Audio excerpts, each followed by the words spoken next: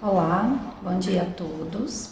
Eu sou a professora Tatiana e hoje nós vamos falar um pouco sobre testes rápidos para HIV, sífilis e hepatites. São testes disponíveis no SUS e extremamente importantes.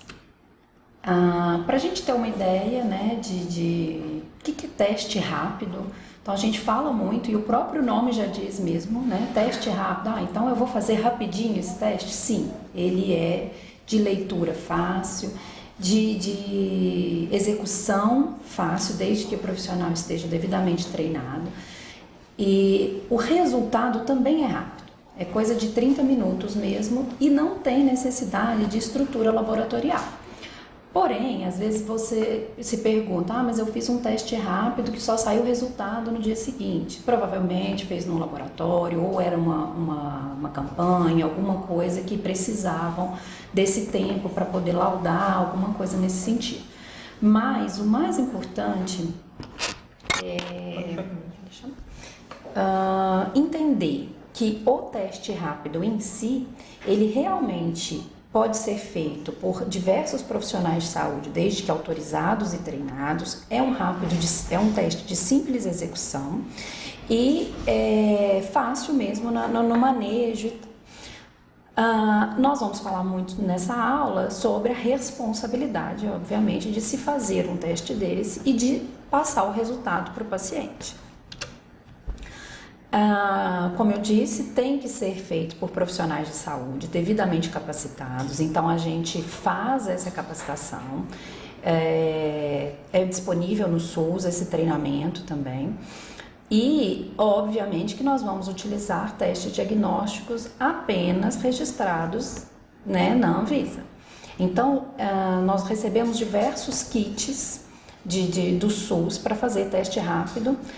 Por exemplo, teste rápido para HIV, a gente tem diversas marcas aprovadas pela Anvisa e tem também testes rápidos confirmatórios, Biomanguinhos, por exemplo, aprovados pela Anvisa. Então aqui eu não vou focar numa marca específica e tal, né? O meu propósito aqui é falar da execução desses testes rápidos, como que é feito e como que eu faço a divulgação do resultado, como que eu confirmo esse diagnóstico, né? E depois desse diagnóstico, quais são os passos a serem seguidos. Lembrar que o resultado a gente expressa em reagente ou não reagente. Isso às vezes causa confusão no paciente, né? Principalmente aquele paciente que vai pegar o resultado sozinho. Então, resultado reagente, não reagente, o que é isso? Nada mais é do que o positivo ou negativo. Então, resultado reagente, que é o positivo, ele tem que ser submetido a teste confirmatório.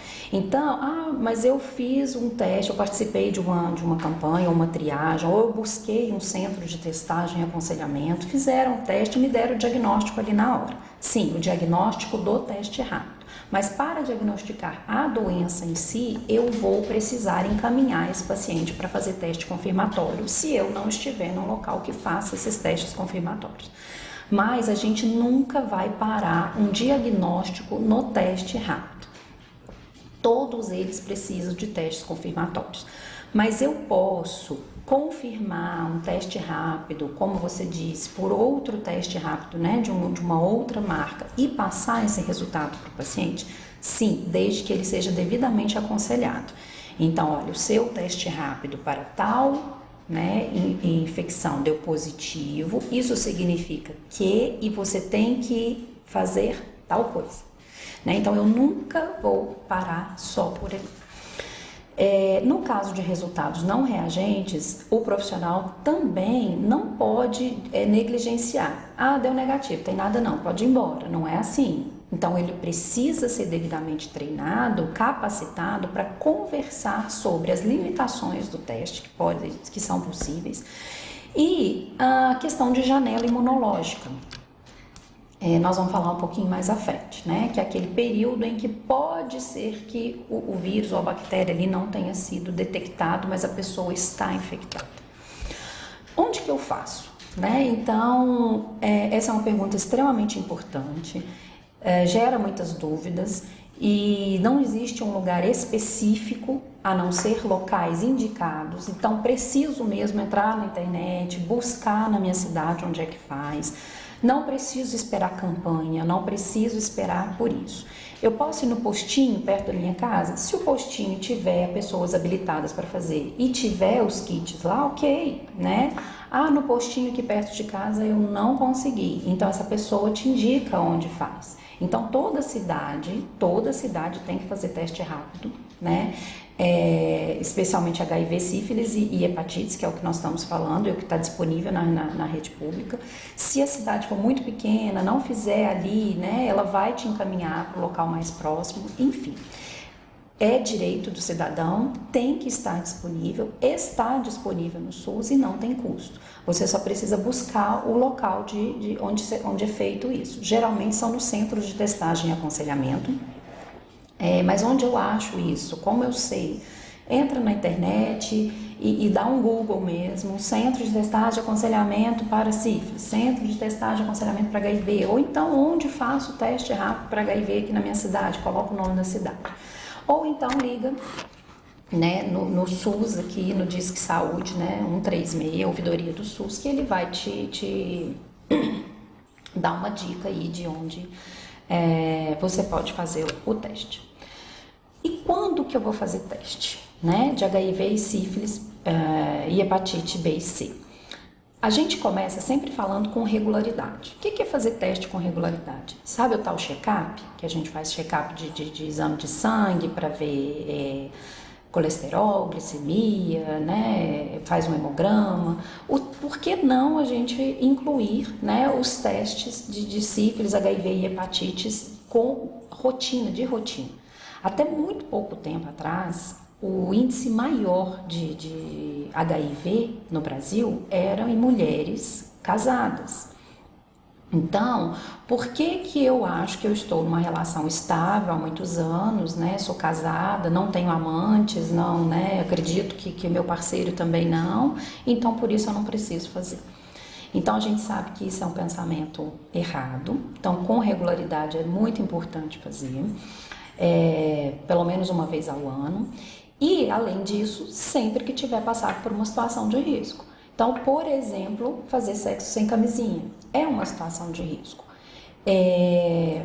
Eu vou explicar um pouco mais à frente, né, também, que não adianta, né, eu terminar de ter relação sexual sem preservativo e correr para fazer o teste para ver se eu peguei alguma coisa. Não é assim, eu preciso de um tempinho. Vou falar um pouquinho quando eu falar do diagnóstico específico de cada um deles.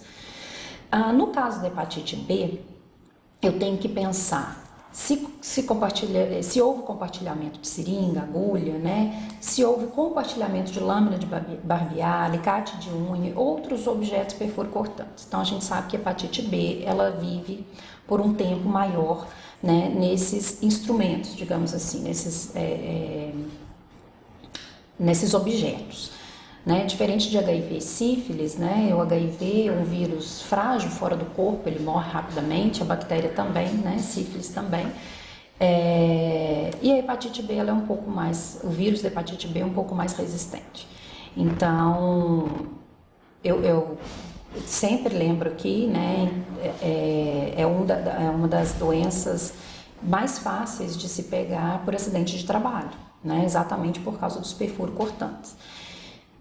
O vírus do HIV no sangue seco que a gente fala, né? Então, por exemplo, uma lâmina, um bisturi sujo, por exemplo, de sangue, mas já secou, dificilmente o HIV vai ser transmitido dessa forma, mas há possibilidade, né? Desde que a minha imunidade esteja baixa, desde que tenha algum corte, né? Alguma coisa que facilite a entrada desse vírus, mas é bem mais raro.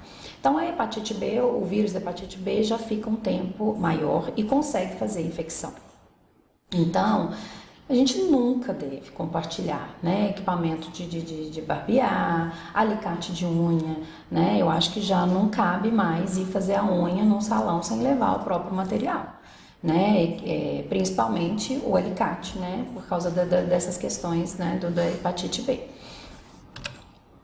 Bom, então essa tal janela imunológica, isso aqui é importantíssimo para a gente entender os testes rápidos e para quem está, né, na linha de frente e vai fazer o teste rápido, né, que vai dar procedimento aí, que vai fazer e passar o resultado, né, para o paciente. Então, olha só, o que é a janela imunológica, ou mais corretamente, a janela diagnóstica? É o tempo entre a pessoa ter tido contato com o vírus e a gente conseguir detectar o marcador dessa infecção por meio de um diagnóstico. Então, esse marcador pode ser um anticorpo ou pode ser o próprio antígeno. Ah, mas espera aí, a partir do momento que eu tive contato com o patógeno, pode ser um vírus, uma bactéria, ele já está no meu corpo. Então, como que você está falando que eu ainda preciso de um tempinho para detectar o próprio antígeno? Sim, porque pode ser, por exemplo, a carga viral ainda esteja muito baixa, a quantidade de bactéria ainda não foi suficiente para eu conseguir detectá-la. É um tempo curto. Hoje em dia nós temos kits diagnósticos cada vez mais específicos, mais rápidos, né, e eficazes, que diminuem muito essa janela imunológica. Então, antigamente, um teste rápido para HIV, a gente falava em janela imunológica de 3 meses. O que isso significa? Que o paciente dos últimos 3 meses pode ter tido contato com HIV, está infectado pelo HIV, mas ainda eu não consegui detectar nem o HIV mesmo, por algum teste, nem o anticorpo anti-HIV, né, por diferentes testes. Hoje a gente já reduziu isso para menos de 1 mês. Então, eu preciso entender isso. Cada infecção tem um tempo de janela imunológica, então é preciso ler isso, né, nas bulas dos kits, principalmente. Né? Vai variar de um kit para outro? Pode variar, mas não vai variar tanto. Então, assim, um kit aqui eu tenho uma janela imunológica de 20 dias, o outro kit eu tenho uma janela imunológica de 4 meses. Dificilmente isso acontece, mas a gente precisa ler a bula para se informar qual é a janela imunológica que aquele kit, né, daquele teste vai pedir para eu conseguir detectar o vírus, a bactéria no caso, ou o anticorpo, né, para isso, ante aquela infecção. E detalhe, então, que se eu fizer um teste e ele der negativo, sempre que persistir a suspeita de infecção, eu devo repetir esse teste pelo menos em 30 dias após eu ter feito esse primeiro teste. Então, às vezes a pessoa foi vítima de estupro, teve uma situação, né, que seja, né, um sexo desprotegido mesmo, ou ela está apresentando alguns sintomas que leva a gente a suspeitar, né, de alguma infecção dessas. Então, o teste rápido deu errado, então deu negativo. A gente vai pensar na janela imunológica e vamos propor, né, para esse paciente voltar e refazer o teste dentro de 30 dias. Alguns dados, né, para a gente ficar atento com relação à epidemiologia no Brasil e no mundo. Por exemplo, HIV. Então, a gente tem dados do Boletim Epidemiológico de 2023 que mostra que de 2007 até 2023 foram mais de 480 mil casos de infecção por HIV no Brasil. Então, lembrando que esses casos são os notificados, né, que é o que você acha lá no Sinam. Pode ter muito mais casos que não fizeram diagnóstico e não foram notificados. Então, esse número é um dado que a gente tem, um norte que a gente tem para a gente fazer análise, né, principalmente da parte epidemiológica, mas são casos que foram notificados, que estão no sistema. Esse número é muito maior do que a gente imagina quando, né, a gente não tem o diagnóstico e notificação. A gente nota um aumento, né, na região sudeste. Então, mais de 40% de casos de HIV e AIDS na região sudeste durante esse período. Se eu comparar 2020 com 2022, eu vou ver um aumento de 17%, cerca de 17% nos números de casos de infecção pelo HIV, destacando então região norte e nordeste. Então, quando a gente faz uma análise mais ampla de maior quantidade de tempo, como eu disse, de 2007 até 2023, então, assim, quase 20 anos, digamos assim, eu vou ter um mapa, né, como que eu falo? Uma estimativa no geral, e a gente vê que a região sudeste desponta, né, com os casos, né, bastante casos ali na região sudeste e um número total ali de HIV que é muito alto. Se eu vou filtrando para os últimos anos, a gente vê ainda um aumento de infecção pelo HIV e ainda destaque em outras regiões. Por que é importante eu ressaltar isso? Será que a gente está mudando essa epidemiologia? Será que tem mais campanhas ou mais prevenção em determinado estado que em outro? Será que a distribuição de preservativos ou de informação está diferente, né? Então, dessa forma, a gente vai fazendo um mapeamento da distribuição de informações, de prevenção, né, de HIV no Brasil. É importante também eu destacar aqui, porque se a gente for olhar os dados gerais de HIV no mundo, a gente tem uma tendência à diminuição dos casos de HIV. E no Brasil, né, a gente não, também se eu for olhar de forma geral, se eu comparar com anos anteriores, a gente tem uma queda no número de pessoas contraindo HIV e AIDS. Mas eu tenho no Brasil especificamente um aumento de casos de HIV, especialmente em jovens entre 15 e 24 anos. Então, enquanto a gente vê no mundo a diminuição de casos de HIV e AIDS, no Brasil a gente tem uma linha contrária. A gente está vendo um aumento de casos de HIV, especialmente nessa faixa etária de 15 a 24 anos. Isso eu avaliando os últimos 10 anos. Isso é muito importante. Eu pensar nessa faixa etária é extremamente importante porque eu preciso de ter política pública direcionada para essa população. E pensar que é uma população jovem, que a estimativa de vida é muito grande hoje em dia, e essa pessoa vai ficar, se ela for contaminada pelo HIV, ela vai ficar muitos anos com aquele vírus.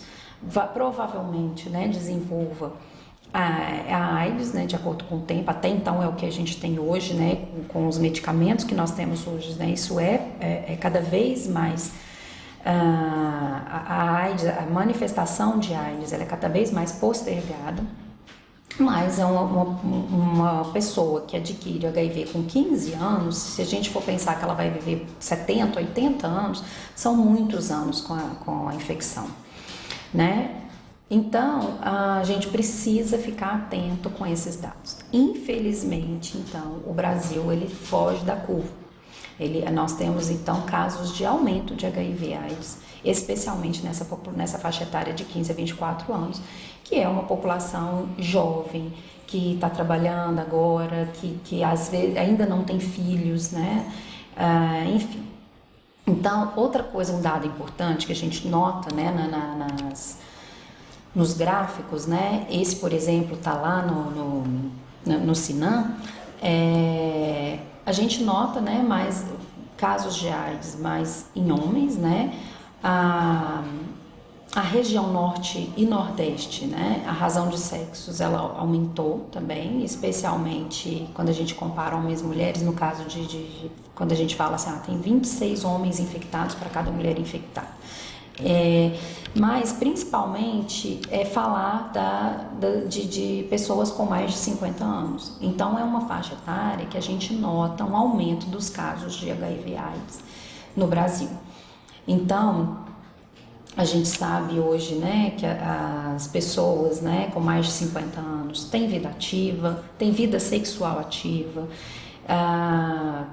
acabam se divorciando com mais facilidade do que no passado, arrumam outros parceiros, né?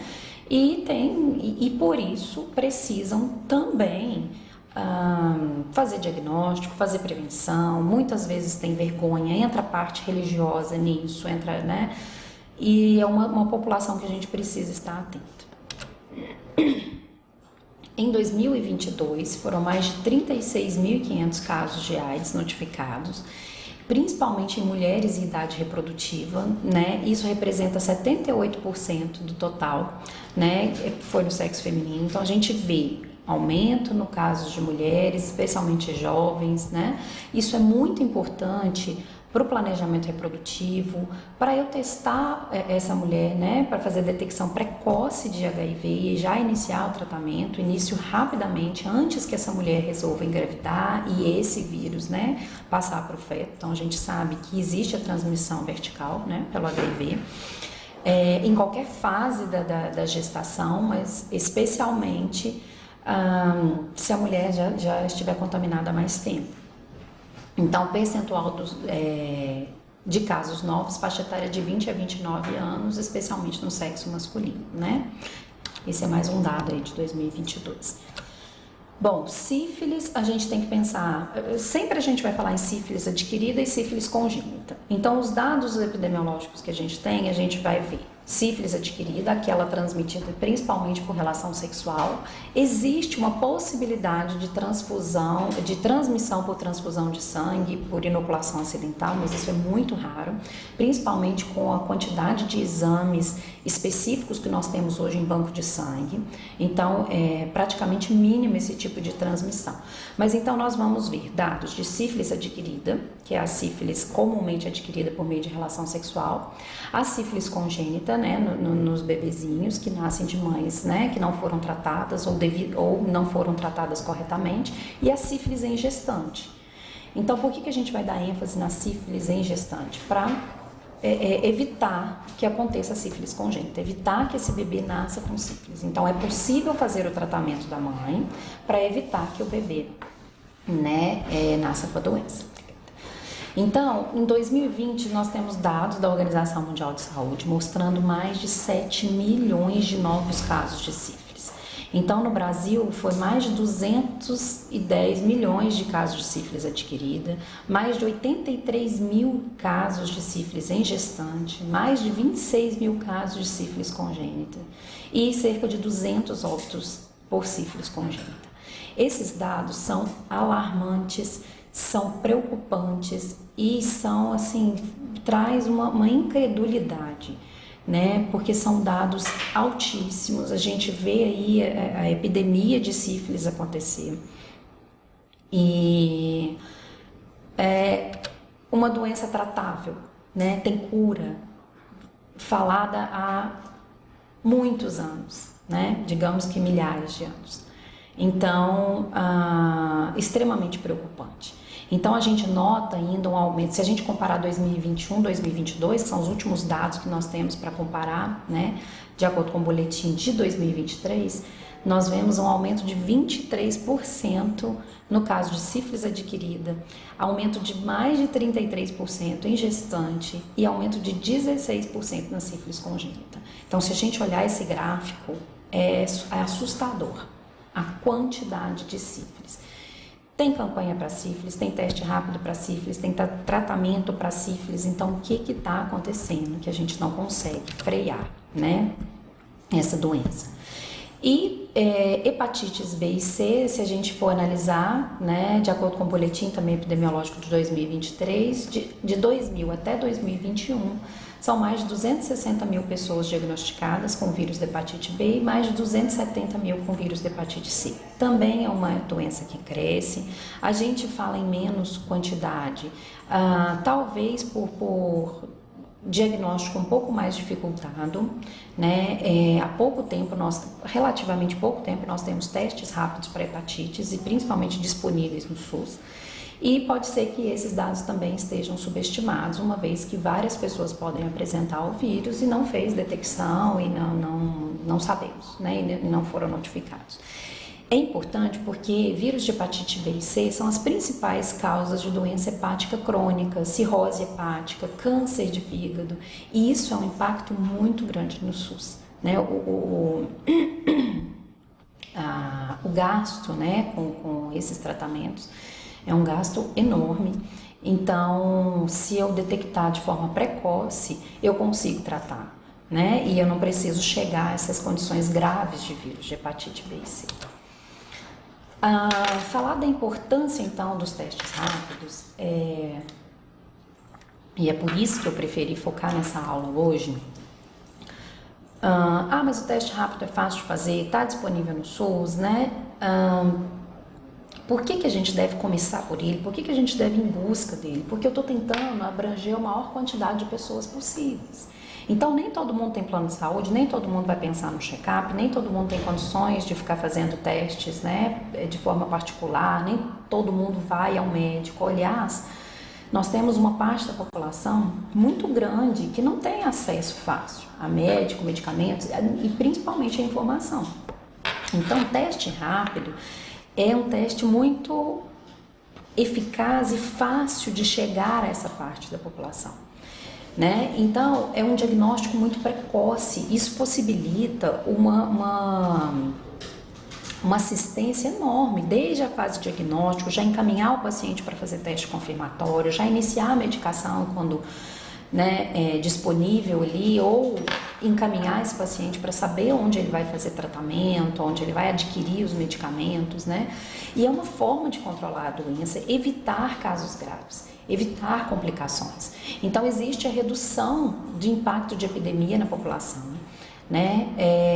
Promoção da saúde, melhoria da qualidade do serviço prestado nas unidades de saúde. Então, eu posso fazer, posso divulgar informação, posso conversar melhor com esse paciente, sabendo da situação, da parte epidemiológica, né? da região, do que está acontecendo.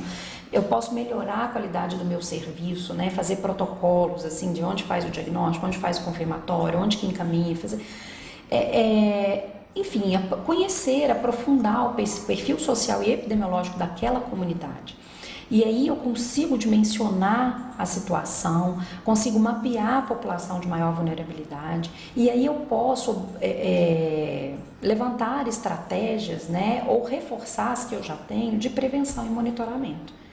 Então, a gente pensa, mas isso é utópico. Isso não é utópico, isso é extremamente possível. Isso é extremamente importante e eficaz. Então, o que está acontecendo que a gente está fugindo disso? Por que a gente não tem epidemia de sífilis no Brasil? Né? Não é difícil, não é oneroso, né? Então, é difícil a gente conseguir entender, né, o que está acontecendo. Bom, para os que vão fazer o teste rápido, para você, profissional de saúde, está assistindo essa aula, sabe agora, ou já sabia antes, que pode fazer o teste rápido, mas isso fica muito na mão do laboratório, né? Mas o que eu tenho que fazer? Obviamente, você precisa de uma capacitação. E tem disponível essa capacitação no SUS, é só procurar aí que dá para fazer esse curso, né? Até online. Mas uma das coisas muito importantes a gente frisar aqui é que se eu vou fazer teste rápido, junto ao paciente, eu preciso fazer aconselhamento desse paciente. E o que é o aconselhamento? Eu vou dar um conselho para ele, que ele não deve fazer sexo desprotegido, ele não deve fazer isso, ele precisa procurar uma igreja. Lógico que não. Não é dar conselho. Aconselhamento não é dar conselho. Então, você não pode, como profissional de saúde, fazer um teste rápido e passar esse diagnóstico para o paciente, aconselhando esse paciente, deixar que as suas crenças, o seu modo de pensar influencie nisso. Então, a gente tem que saber separar. Né? Então, é um diálogo baseado em relação de confiança. Eu preciso dar voz a esse paciente, eu preciso falar com ele de uma maneira que ele entenda, e eu preciso fazer com que ele fale. Né? Então, eu tenho que dar condições para que a pessoa mesmo avalie os riscos, para que a pessoa tome decisão, para que a pessoa fale comigo das situações, né, que ela esteja vivendo. Então, eu preciso mais ouvir naquele primeiro momento do que falar. E aí eu tenho que propor, na hora de explicar o que é um teste rápido, o que é sífilis, o que é HIV, o que é hepatite, né, como é que funciona. Isso eu preciso falar na linguagem desse paciente. Então eu tenho que ter métodos para isso. E eu preciso auxiliar na tomada de decisão de medidas preventivas. É lógico que eu vou falar, né, de relação sexual desprotegida, é lógico que eu vou falar, né, da maneira que eu conseguir os meios de prevenção. Né? Então, eu tenho que promover essa informação da linguagem mais neutra possível, sem nenhum juízo de valor, Tenho que manter o apoio emocional e tenho que auxiliar esse paciente a buscar qualidade de vida. Então, lembrando que um teste rápido positivo para HIV, e eu vou passar essa informação para o paciente ali naquele momento, eu posso ter um paciente extremamente desestruturado com aquele resultado. E eu preciso estar preparada para isso, né? Durante a conversa de aconselhamento, eu vou avaliar os riscos, conversar sobre estilo de vida, exposição à situação de risco. Às vezes a pessoa não chega falando, olha, eu tive uma situação de risco e eu vim aqui fazer o teste. Não, geralmente, olha, minha vizinha falou que faz o teste, eu queria fazer, meu amigo falou que faz o teste, eu vi a campanha aqui na porta, eu fui no postinho, eu vi um panfleto sobre campanha. E nisso que você vai conversando com o paciente, você pode levantar umas informações importantes, que obviamente vai ficar entre vocês, mas que você pode pensar, né, na situação de risco daquele paciente. E isso é importante para o planejamento um planejamento cuidadoso de estratégias para redução de risco, adoção de práticas seguras, promoção de saúde, né? E pensar na qualidade de vida desse paciente. Então eu vou falar sobre sexualidade, eu vou falar sobre drogas, eu vou falar sobre parceiros sexuais. Então é um assunto muito delicado, especialmente para uma parcela da população. Como eu falei, né, hoje em dia, pessoas com mais de 50 anos, a gente nota um aumento de HIV nessa população, de sífilis também, e abordar esses temas, às vezes, é complicado. As pessoas vêm com uma carga, né, de preconceito, a questão espiritual, né, da religião que não pode falar sobre isso, né, então, assim... a gente precisa ter muito tato nessa conversa, porque nós vamos abordar condições de vida daquela pessoa e condições de vida muito íntima, mas é necessário, por isso o profissional precisa estar muito preparado. Bom, e como é que eu vou fazer esse teste rápido? Jamais vamos pensar em fazer um teste rápido sem ler bula de kit para o profissional que vai fazer. É óbvio que ele é simples, é comum a todos, né? Os outros testes rápidos, mas sempre a gente fica atento ali em como proceder. Para quem tá, né? No caso, eu quero fazer, eu sou o paciente, né? Então, fique atento também com as informações para ver se realmente está sendo feito de forma correta. Então, basicamente... a coleta de amostra ela é feita por uma punção digital. Lembrar que eu posso fazer também o teste no soro ou no plasma. Então, para isso, eu vou fazer uma coleta de sangue venoso. Então, às vezes, o paciente fica muito isso na cabeça. Mas eu vi na televisão, alguém me falou que era só um furinho no dedo e tal. Então, em alguns lugares, nós vamos fazer mesmo, utilizar essa metodologia. Mas, às vezes, de acordo com a rotina daquele local, daquele laboratório, daquele posto de saúde, daquele hospital... é mais fácil a coleta de sangue venoso e fazer isso, né, lá no laboratório. Então, às vezes o paciente fica perdido, fala, mas eu vi na campanha que era só no dedinho, agora você está colhendo sangue, né, na veia. Então, explique como é a maneira de se fazer esse teste no local onde você está trabalhando. Né? Então, se for por punção digital, lembrar de fazer a antisepsia corretamente, puncionar com a lanceta, isso vem no kit, né? Tem um tubozinho capilar, uma pipetinha para a gente coletar esse sangue, não ficar pegando o dedo do paciente, espremendo sangue diretamente, né, no dispositivo que vier, isso não é legal, isso pode dar até erro no resultado do exame, né? Então a gente dispensa essa gotinha de sangue usando essa pipetinha, esse tubo coletor, né, no dispositivo. Né? E aí vem um tampão de corrida, que é um reagente, um líquidozinho que você pinga e vai esperar o resultado, que é qualitativo. Eu vou ver se é positivo ou negativo de acordo com o aparecimento de uma linhazinha, né, nos testes. Alguns testes não precisam do tampão. Ah, professora, mas você disse que precisa de tampão de corrida, eu recebi um teste aqui para fazer, o kit, eu estou procurando esse tampão, não acho esse tampão em lugar nenhum. Então, tem que ler bula de kit. Então, às vezes, aquele kit naquele kit não precisa usar o tampão, basta a amostra biológica. Geralmente isso acontece muito quando é plasma ou soro. Quando é sangue total, né, no caso dessa coleta, né, do dedo, geralmente preciso do tampão para fazer a corrida de forma exata. Então, vamos pensar aqui no teste rápido para HIV. Os testes rápidos, a metodologia é imunocromatografia. Então, nada mais, assim, falando muito a grosso modo, a gente tem um dispositivo desse, parece uma plaquinha. Então, nessa plaquinha lá dentro dela, a gente tem uma membrana de acetato, né? Uma membrana de celulose, que é um acetato, onde nessa membrana vai ficar depositado o antígeno ou o anticorpo, e aí eu venho com a amostra do paciente, pingo ali naquele, né, no orifício próprio para isso, vou pingar o tampão. Então o tampão de corrida, a gente fala tampão de corrida porque vai misturar nesse sangue e vai, como é que fala? Adsorver nessa membrana de nitrocelulose. Então ele vai correr literalmente. Então, na medida que ali antígeno, anticorpo, né, depende do kit, eles fazem a conexão e eles encontram um local ali nessa nitrocelulose onde eles vão encontrar reagente de cor, então aí aparece as linhas testes, né, ou o controle. Então, vamos dar um exemplo melhor aqui do teste rápido para HIV.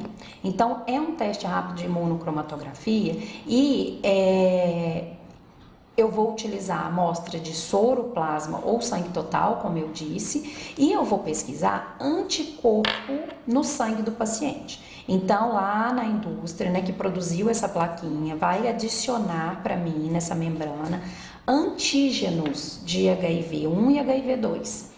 Então, ele coloca lá o antígeno, né? Pode ser uma parte do vírus, uma P24, por exemplo, a proteína, né, do vírus HIV, e aí no soro do paciente ou no sangue total do paciente, ou seja, na amostra do paciente, se o paciente estiver infectado pelo HIV, ele vai produzir anticorpos, naturalmente. Então, quando eu pego o sangue desse paciente, eu tenho anticorpos nesse sangue. E aí são esses anticorpos que vão encontrar o antígeno nesse dispositivo.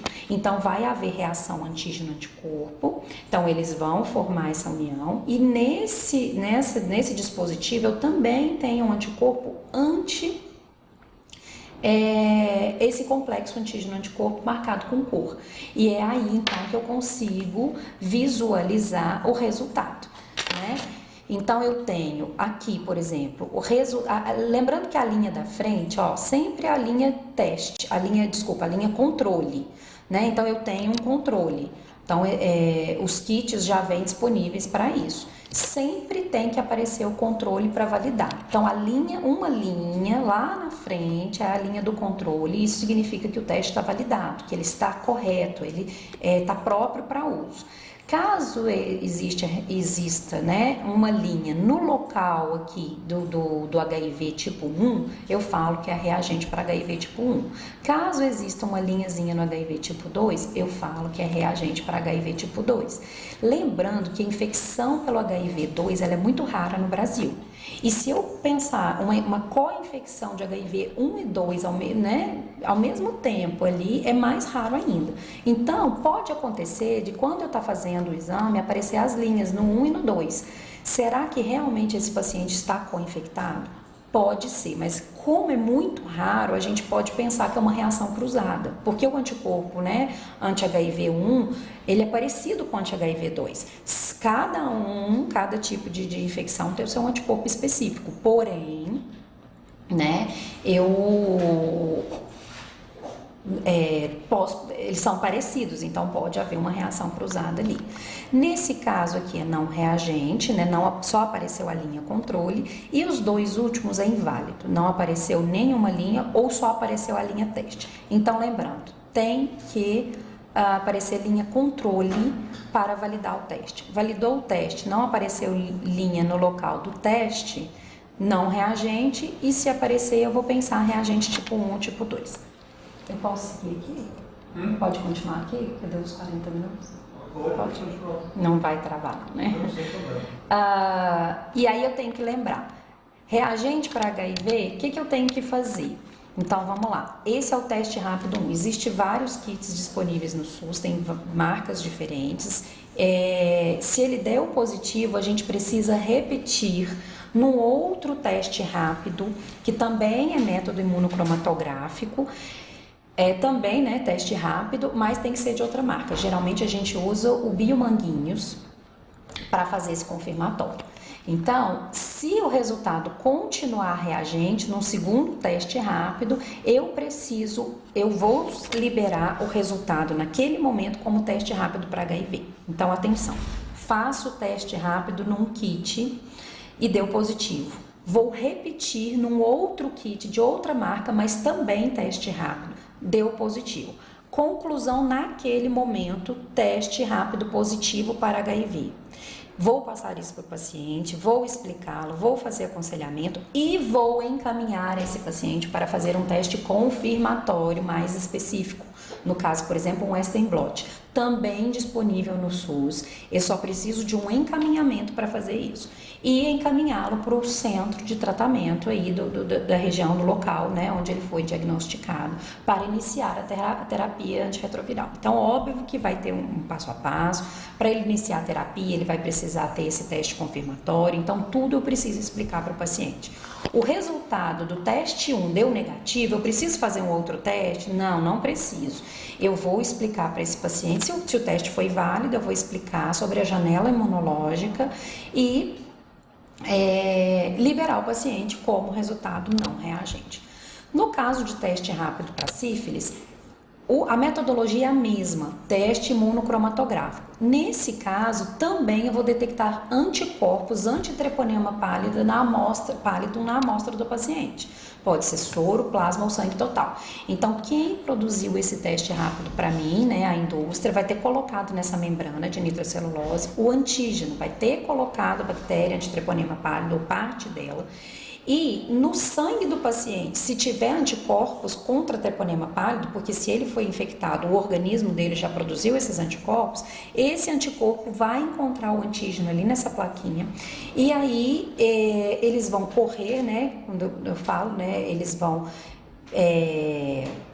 caminhar nessa fita, nesse acetato de nitrocelulose até encontrar uma reação ali, até fazer uma reação de cor e eu conseguir ver as linhas nesse teste rápido.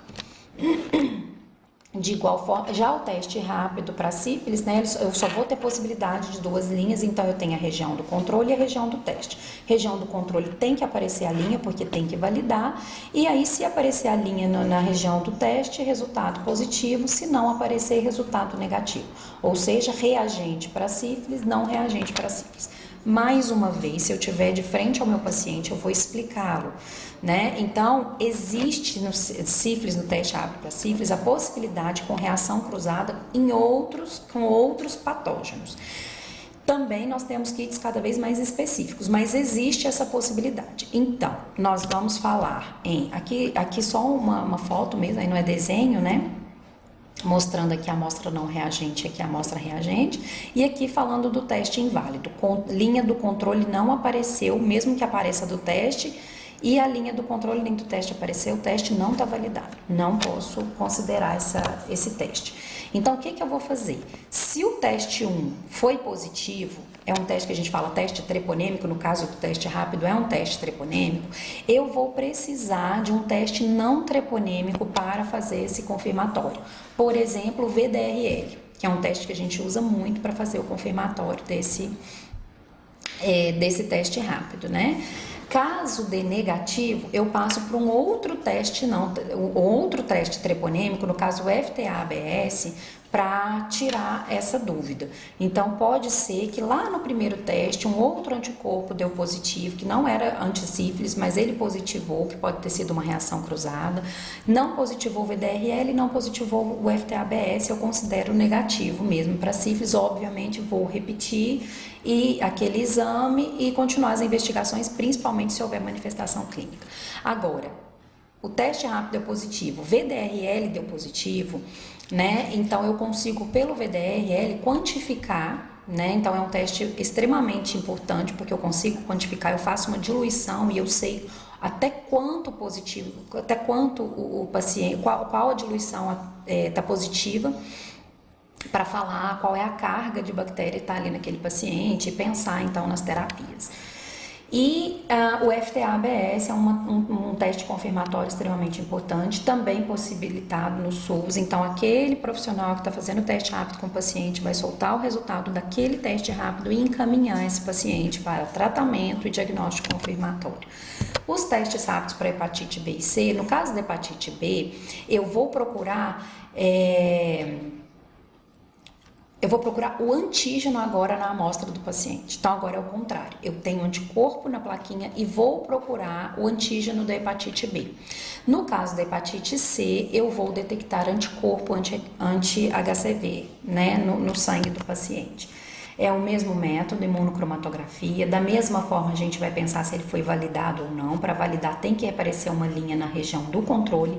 E no caso aqui, né, do vírus da hepatite, aliás, do vírus da hepatite B, então eu falo que é reagente, ó, linha do teste, linha do controle validou e apareceu uma linha teste, então resultado reagente. E no caso, do lado de cá, reagente para o vírus da hepatite C. Nesse caso aqui, eu estou procurando anticorpo, né, no sangue do paciente. Mais uma vez, se eu fizer, por exemplo, um teste rápido para hepatite B, está validado e deu um resultado positivo, eu preciso encaminhar esse paciente para fazer um diagnóstico específico. Então, geralmente, a gente vai fazer um ELISA ou vai fazer um teste molecular. No caso de hepatite B, o teste molecular seria ideal porque eu vou quantificar aquele vírus, eu vou exatamente determinar aquele patógeno, né? Então, eu não preciso esperar uma metodologia para eu trabalhar com anticorpo. Eu já posso seguir para teste molecular buscando esse antígeno, né? E quando é hepatite C, também, se der positivo, eu tenho que encaminhar para fazer teste molecular. Também disponível no SUS, desde que seja encaminhado corretamente. Então é isso. Aqui eu trouxe só umas imagens, né, obtidas da internet para a gente lembrar de fazer prevenção, diagnóstico precoce e controle dessas doenças, né, especialmente sífilis, HIV, AIDS e as hepatites que estão aumentando uma quantidade absurda no nosso meio.